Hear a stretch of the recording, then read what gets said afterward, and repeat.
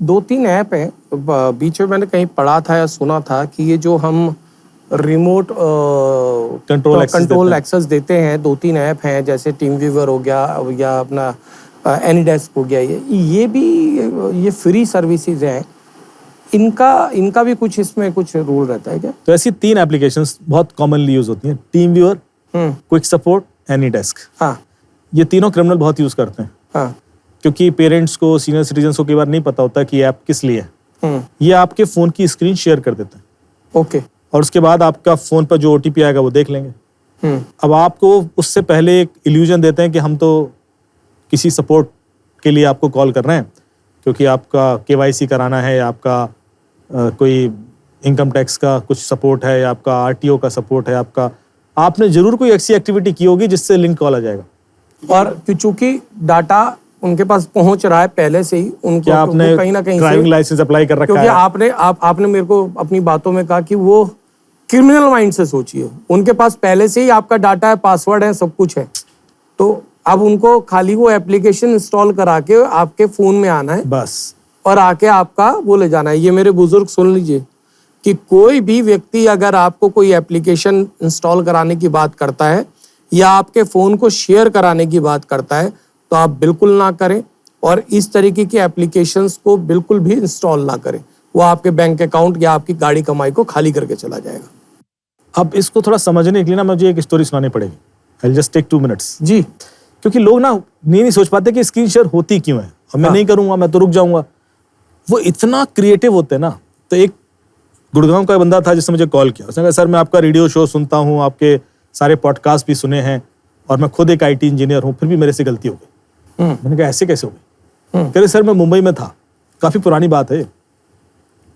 कहता है कि मुंबई में सर मैं दिन भर खाली था, तो मुझे घूमना था, तो मुझे कोई सस्ती टैक्सी सर्विस चाहिए थी, तो मैंने गूगल किया चीप टैक्सी सर्विसेज, तो मुझे बहुत सारी वेबसाइट आ गई। अब मैं चाह रहा था कोई 10 रुपये पर किलोमीटर वाली मिल जाए, तो उसमें थी, तो मैंने क्लिक कर दिया।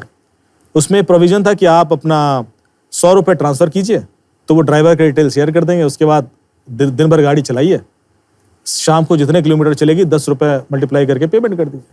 तो मुझे ठीक लगा। तो मैं 100 रुपये ट्रांसफर कर रहा था, वो हो नहीं रहा था, फेल हो रहा था। तो मैंने कंप्लेन कर दी कि इट्स नॉट वर्किंग। बोले मुझे थोड़ी देर में कॉल आ गया कि अच्छा इट्स नॉट वर्किंग, तो फिक्स कर देते हैं, सॉल्व करते हैं इसको। तो मैंने कहा यार UPI से ले लो। बोले नहीं, UPI का सर्वर अभी ओवरलोडेड है। एक काम करते हैं सर, आपको मैं एक सपोर्ट लिंक भेजता हूँ, आप स्क्रीन शेयर करो, मेरे सामने 100 रुपये ट्रांसफर करो, मैं देखता हूँ क्या इशू, क्योंकि यदि आपको आ रहा है तो हमारे दूसरे कस्टमर को भी आ रहा होगा, तो विल फिक्स इट, कोई दिक्कत नहीं। तो उन्होंने मुझे गूगल मीट का लिंक भेजा।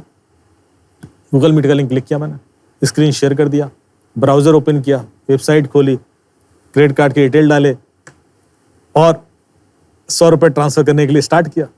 अब 100 रुपये ट्रांसफर करने के लिए जैसे मैं ओके करना चाह रहा था, इसलिए मैंने 10,000 का मैसेज आया, 20,000 का मैसेज आया, निकल गया। मैंने कहा ये क्या हुआ, और तुरंत मुझे रियलाइज हो गया कि मैंने तो स्क्रीन शेयर कर रखा है, मेरे तो OTP जा रहे हैं उधर। तो मैंने तुरंत वो क्लोज करके उसको कॉल लगाया। मुझे समझ में आ गया तुमने मुझे बेवकूफ बनाया, और तुमने स्क्रीन शेयर करवा दी मेरे से, और मेरे OTP पढ़ लिया, और 25,000 निकल गए। और बोले बंदा बिल्कुल कूल और काम, अच्छा रियली? नहीं, हम ऐसा क्यों करेंगे, वी आर प्रोफेशनल कंपनी।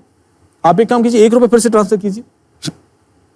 मैं अपने बॉस को फोन देता हूं, कई बार लोग दोबारा शेयर कर देते हैं। आप समझ रहे हो, क्योंकि वो इतना कूल और काम होके बोलते हैं कि आप फिर ट्रस्ट कर लेते हो। वाह, ये है साइकोलॉजिकल गेम।